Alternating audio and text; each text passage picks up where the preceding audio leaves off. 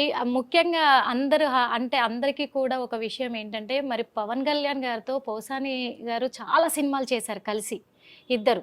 ఒక రైటర్గా కావచ్చు, ఒక యాక్టర్గా కావచ్చు, ఇద్దరి స్నేహబంధం కూడా అంతే ఇదిలో ఉండేది. అంత బాగా కలిసున్న వాళ్ళు ఈ రాజకీయాల విషయానికి వచ్చేసరికి ఎందుకు ఇలా మారిపోయారు అనే విధంగా ఇప్పుడు రాజకీయాలు వేరు, సినిమాలు వేరమ్మా. ఈ రాజకీయాలు అనేటప్పుడు సిద్ధాంతం, నా నాయకుడు వేరు. ఇప్పుడు నా నాయకుడు, నేను గతంలో బీజేపీలో మొన్నటిదాకా బీజేపీ, ఇప్పుడు కొంచెం దూరంగా ఉన్నాను, కానీ బీజేపీ మోడీ గారిని ఒక మాట అన్నా ఉవ్వెత్తులు లేచేవాడిని.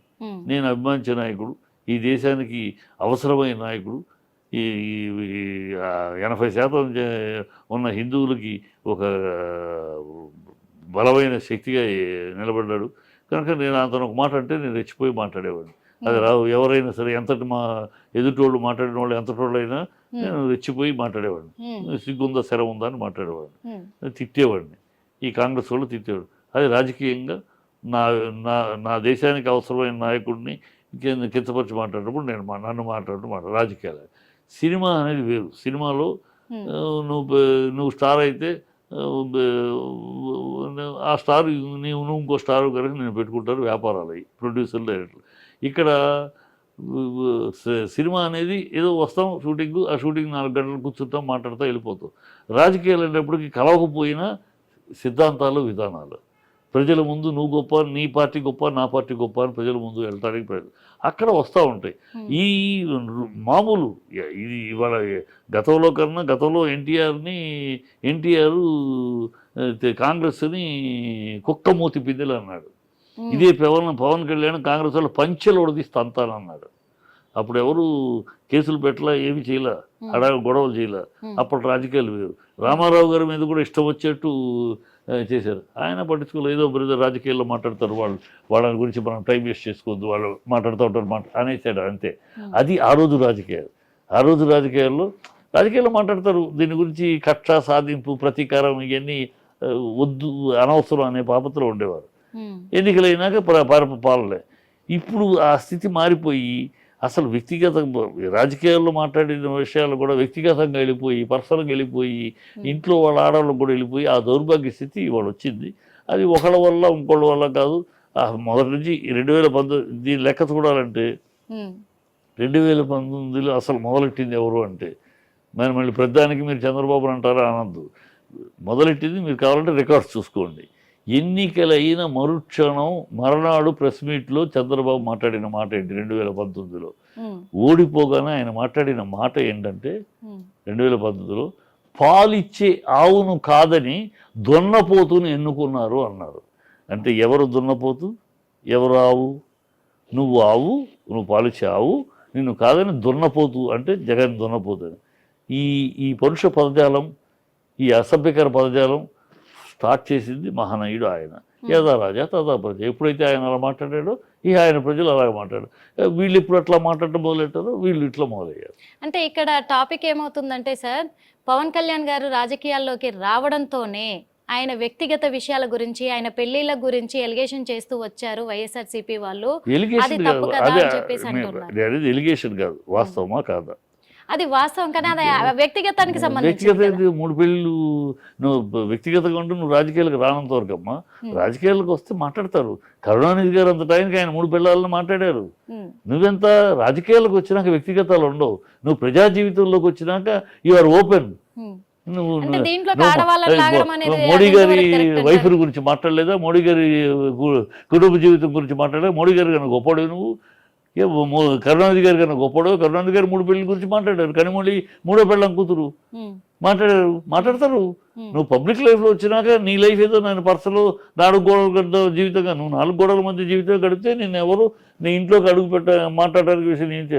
నువ్వు the moment you become a public personality, పబ్లిక్లోకి వచ్చి నీ జీవితం పబ్లిక్లతో అన్నావు, యూ విల్ బి. పూలదండలే కావాలి, నేను పబ్లిక్లో వస్తాను కానీ నాకు పూలదండలే వేయాలి, నా మీద రాళ్ళు పడకూడదు అంటే ఎట్లా కుదరదు. అది పూలదండలు పూలు పడతాయి, రాళ్ళు పడతాయి.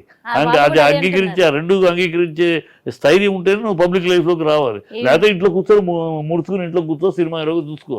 నువ్వు రాజకీయాలకు వచ్చావంటే పబ్లిక్ లైఫ్లో వస్తాయి.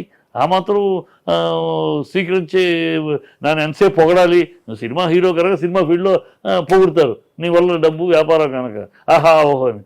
రాజకీయాల్లో అలా పొగడరు, పొగిడే వాళ్ళు ఉంటారు. ఇప్పుడు రాజకీయానికి సంబంధించే ఏమంటున్నారంటే కూడా మరి రాజకీయాల్లోకి వచ్చినాక ఇవన్నీ కూడా పడాల్సిందే, అందరినీ బయటికి లాగుతారు, అలాగే మాట్లాడతారు అన్నారు. అదే విధంగా భారతిని కూడా అన్నారు, దాంట్లో తప్పేముంది అని అంటున్నారు. అదే నేను తప్పు లేదంటే వీళ్ళు ఎవరిది తప్పు లేదమ్మా, తప్పు అంటే అందరిది తప్పు. నేను అనేది వాస్తవం, నేను అనేది తప్పు లేదంటారా? ఎవరిది ఇలా కుటుంబాలను లాగి మాట్లాడిన వాళ్ళు ఎవరిది తప్పు లేదు, ఏదో రాజకీయం మాట్లాడారు వదిలేయండి. తప్పు అని ఒకరిని అరెస్ట్ చేస్తున్నారంటే ఇలా మాట్లాడిన వాళ్ళందరిది తప్పు కాదా అని ప్రశ్న వస్తుంది. నువ్వు ఈ తప్పును అరెస్ట్ చేయలేదు అనుకో, ఈ మాట రాదు. అది మాట్లాడారు, వాళ్ళు మాట్లాడి దాన్ని వదిలేసి వెళ్ళి చంద్రబాబు పెద్దరికంగా సీనియర్గా బ్రష్ ఆఫ్ చేసేస్తున్నాడులే అని గౌరవంగా అతని పేరు మర్యాద పెరిగేది. అలా కాకుండా నువ్వు అరెస్ట్ చేస్తున్నప్పుడు అప్పుడు అడుగుతారు కదా, ఇది తప్పు అని అరెస్ట్ చేసినప్పుడు అది కాదా అని అనరా అంటారు కదా, అంటారు ఆటోమేటిక్. అదే ఇప్పుడు అలాగే రామారావు గారు బతుకుంటే ఆయన అరెస్ట్ చేసేవారు. రామారావు గారు చంద్రబాబుని ఏమన్నాడు, జామాత అల్లుడు దశమగ్రహం, జామాత దశమగ్రహం ఔరంగజేబు అన్నాడు. ఔరంగజేబు మరో జన్మ, ఔరంగజేబు మళ్ళీ పుట్టుక అల్లు చంద్రబాబు దుష్టుడు దుర్మార్గుడు అని చాలా హీనంగా మాట్లాడాడు. ఆ క్యాసెట్ ఉందో నా దగ్గరే మాట్లాడాడు. మరి ఇప్పుడు ఆయన మాట్లాడారు, ఆయన బతికలేడు కనుక బతుకుంటే ఆయన అరెస్ట్ చేసేవాళ్ళు వీళ్ళు కనుక ఇవన్నీ చాలా మాట్లాడదు. ఆయన బతుకుంటే ఇప్పటిదాకా ఆయనే ఉండేవాడు. అది ఆయన బతుకుంటూ లేకుండా చేసి ఈ పదవి ఆయనకి లాక్కుంది ఎందుకు కదా, వీళ్ళు పదవి అనుభవిస్తారు కదా. అది తెలుగుదేశం రామారావు గారి నందమూరి తెలుగుదేశం లేదు ఇవాళ. ఇది నందమూరి తెలుగుదేశం కాదు, ఇది నారావారి తెలుగుదేశం నడుస్తుంది. నందమూరి తెలుగుదేశం ఆయన రక్తాన్ని చెమటగా మార్చి చిందించి నిలబెట్టిన పార్టీ, అది మహత్తరమైన పార్టీ. అది టీడీపీ అంటే త్యాగం ధర్మం ప్రగతి అని రగిలిన పార్టీ. అది దురదృష్టవశాత్తు నారా తెలుగుదేశం అయింది. తీసుకో దాచుకో దోచుకో, టీడీపీ అంటే తీసుకో దాచుకో పంచుకో అనే పార్టీకి అయిపోయింది. కానీ అంటే ఇప్పుడు పోసాని మురళీకృష్ణ గారు అరెస్ట్ వెనకాల కూడా అంటే ఆయన అరెస్ట్ అవ్వడానికి కారణము ఆయన మాట్లాడిన భాషాజాలము. ఆ భాషాజాలం కూడా అలా మాట్లాడిచ్చింది ఇండైరెక్ట్ గా జగనే అని అంటున్నారు. ఎందుకంటే నిన్న చూసుకుంటే పోసాని గారి భార్యతో కూడా కాల్ చేసి మాట్లాడారు కాబట్టి పట్టాభి భోషడికి అని చంద్రబాబు మాట్లాడిచ్చాడా, భోషడికి అని చంద్రబాబు మాట్లాడిచ్చాడా, ఈ భారతీయ విషయం కూడా చంద్రబాబు మాట్లాడమని అన్నాడా, అనితని కూడా చంద్రబాబు మాట్లాడమని అన్నాడా?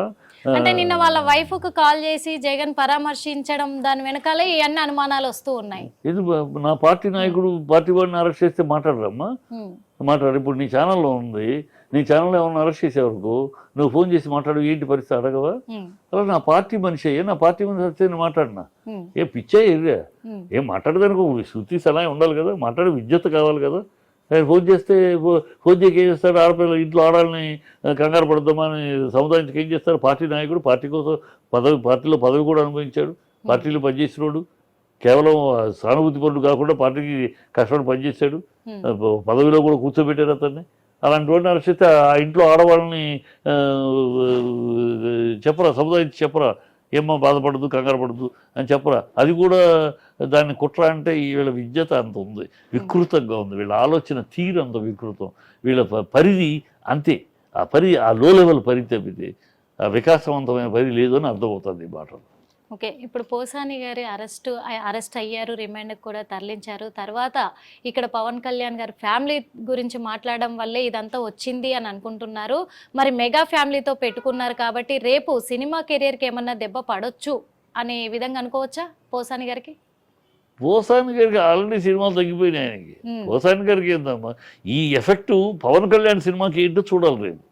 పవన్ కళ్యాణ్ చేస్తున్న అబద్ధాలు, అమ్మాయిలు తప్పిపోయారు, 32,000 మంది అమ్మాయిలు తప్పిపోయారు, ఆ వ్యభిచార గృహాలకు అమ్మేయబడ్డారని ఒక స్పెషల్ ఆఫీసర్ చెప్పాడు, సీక్రెట్ ఆఫీసర్ చెప్పాడు అని పిచ్చి కూతలు కూసి ప్రజల ముందు అబద్ధాలు చెప్పి ఓట్లు అడిగాడు కదా.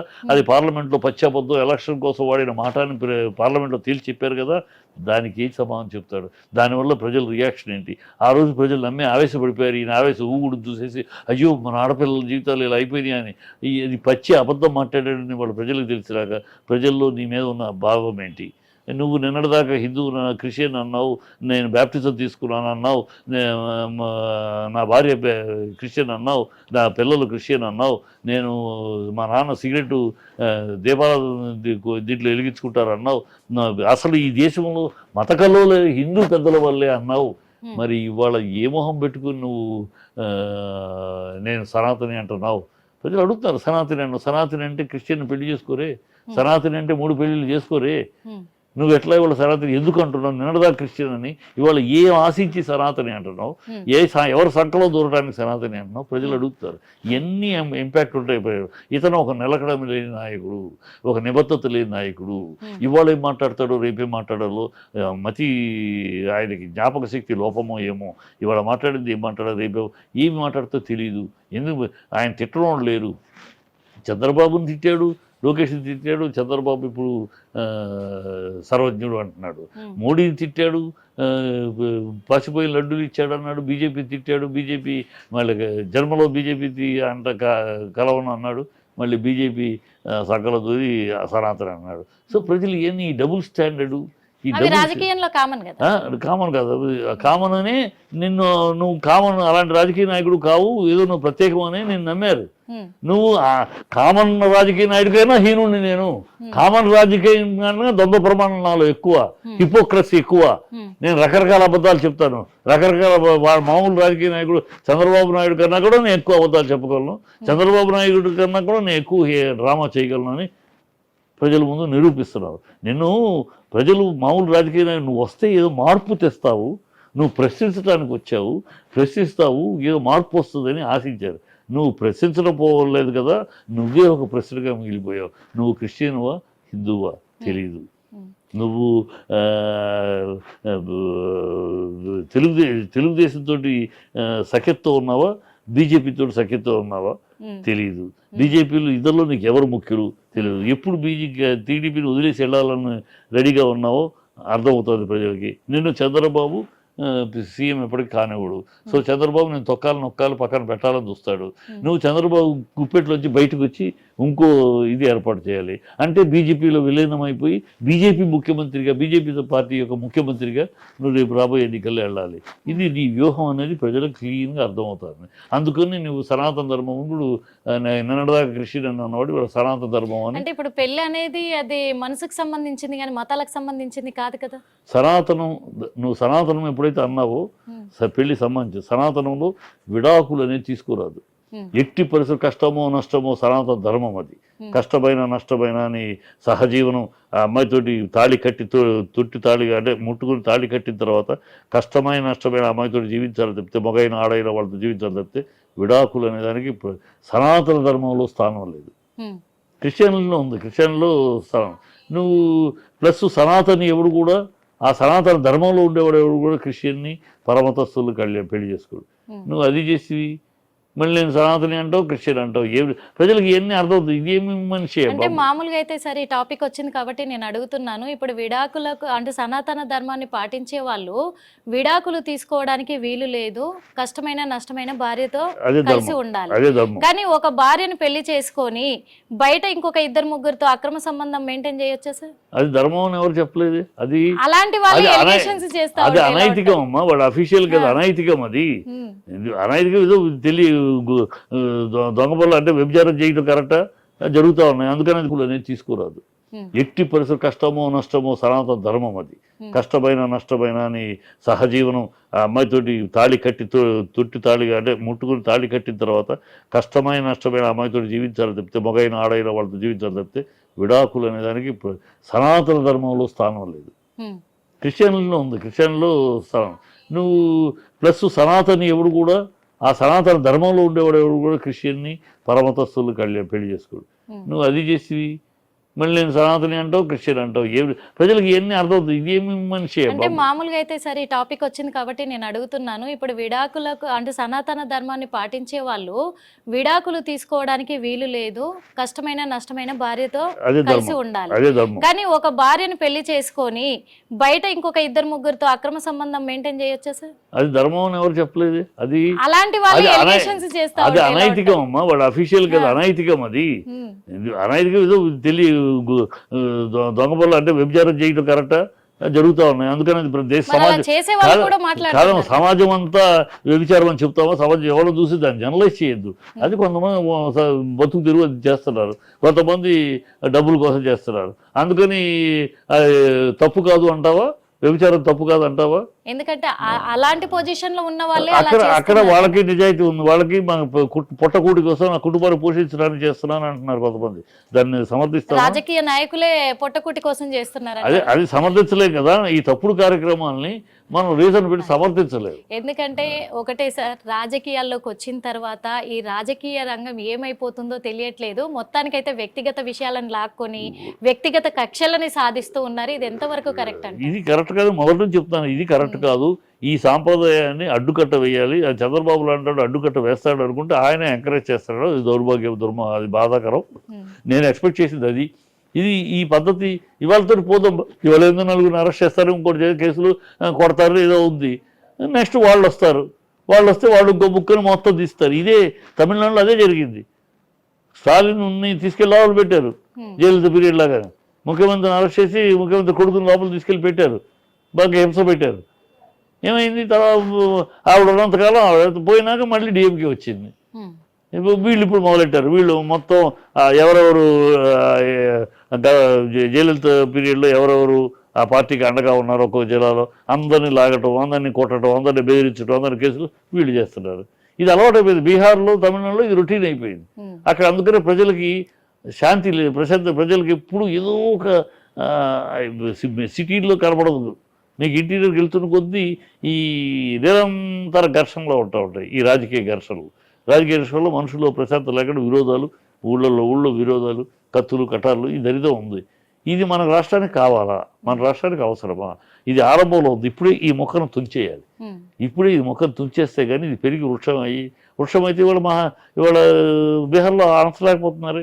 తమిళనాడు ఎందుకు మహావృక్షం అయిపోయింది. 60లో మొదలెడితే డిఎంకే రాజకీయాలు ఇవాళ 2025 65 ఏళ్ళు. అందులో మొదటి 15 ఏళ్ళు పోతే 50 ఏళ్ళు ఆల్మోస్ట్ వాళ్ళు అధికారంలో పంచుకుంటూ అపోజిషన్లో ఉంటూ వచ్చారు. ఇవాళ అలవాటు అయిపోయింది తమిళనాడులో. ఇది మామూలే, ఈ కొట్టుకుంటాం మామూలే, కర్రలు వేసుకుంటాం మామూలు అయిపోయింది. ప్రజలకి అదే అయిపోద్ది. మనకు కూడా అలాంటి రాజకీయం మనకు అవసరమా?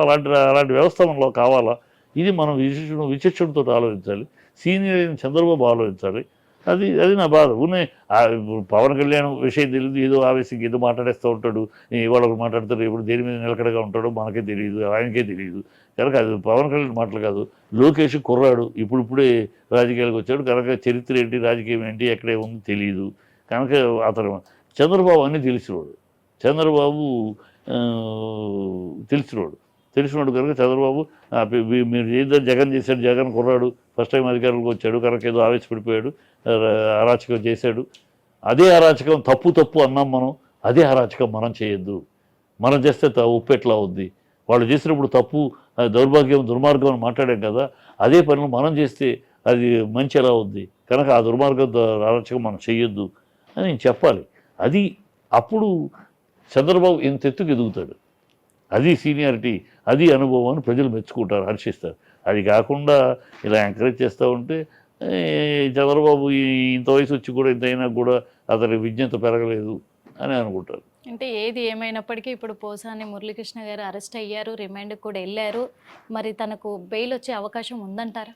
ఇప్పుడు 111 కేసు సెక్షన్ ఇది పెట్టారమ్మా, అది నాన్ బెయిలబుల్. మరి ఆ నాన్ బెయిలబుల్ సెక్షన్ ఎంతకు వెళ్ళడం కోర్టులో జడ్జి గారు తేల్చాలి. జడ్జి గారి యొక్క విజ్డమ్కి సంబంధించి ఉంటుంది. ఆయన హౌ హీ టేక్స్ దట్ అని. ఈ సెక్షన్ మీద ఈ కేసు వ్యాలిడా, వీళ్ళు పెట్టిన ఎఫ్ఐఆర్లో పెట్టిన ఎఫ్ఐఆర్లో రీజన్స్ పెట్టాలి. ఎఫ్ఐఆర్లో పెట్టిన రీజన్స్ ఈ సెక్షన్ నిరాకరించారు. అదే ఎందుకంటే ఈ వాళ్ళు పెట్టి ఎఫ్ఐఆర్లో పెట్టిన రీజన్స్ పెట్టమని అడిగాడు. కానీ సెక్షన్స్ కేసు సాక్ష్యాలు కూడా పెట్టాలన్నాడు. అవి పెడతారు. పెడితే అప్పుడు జడ్జి గారు డిస్కషన్ అది ఇది వ్యాలిడా, ఈ సెక్షన్కి వాళ్ళు చూపిస్తున్న నిందలకి వ్యాలిడ్ అయితే యాక్సెప్ట్ చేశారంటే బెయిల్ రాదు. ఇప్పుడే యాక్సెప్ట్ చేయకపోతే ఇమీడియట్గా బెయిల్ వస్తుంది. హిట్ టీవీ యాప్, ఇందులో short news, live news, entertainment shows, movies, digital magazines తో పాటు మీ జిల్లా వార్తలను కూడా ఫ్రీగా చూడొచ్చు. అంతేకాదు కేజీ నుంచి పీజీ వరకు విద్యార్థులకు స్కాలర్షిప్ కూడా అందిస్తున్నాం. ప్రతి వారం 10 మందికి లక్కీ డ్రా ద్వారా ఒక్కొక్కరికి 10,000 రూపాయలు అందిస్తున్నాం. ఇంకెందుకు ఆలస్యం, వెంటనే హిట్ టీవీ యాప్ ని డౌన్లోడ్ చేసుకుని ఫ్రీగా ఎంటర్టైన్మెంట్ పొందండి. Hit TV app. Hit TV app. Please download Hit TV app. Hit TV app ని ఫ్రీగా డౌన్లోడ్ చేసుకొని ఎంజాయ్ చేయండి. మీకు నచ్చిన ఎంటర్టైన్మెంట్ కోసం హిట్ టీవీ యాప్ ని ఫ్రీగా డౌన్లోడ్ చేసుకుని ఎంజాయ్ చేయండి. హిట్ టీవీ యాప్ని డౌన్లోడ్ చేసుకుని ఆస్వాదించండి, ఆశీర్వదించండి. ఇంతమంది సెలబ్రిటీలు హిట్ టీవీ యాప్ ని డౌన్లోడ్ చేసుకోండి అని చెప్తున్నారంటే ఎంత మంచి యాప్ ఆలోచించండి. అమెరికా అమెరికా అమెరికా అమెరికాలో చదవాలనుకునే వాళ్ళకి విశ్వసనీయమైన పేరు మన శౌర్య consultancy. UK Law 1 Year Masters. UK Law 1 Year Masters. 2 years work permit up to 5 years visa. Contact Saurya Consultancy. Contact 89851 89851.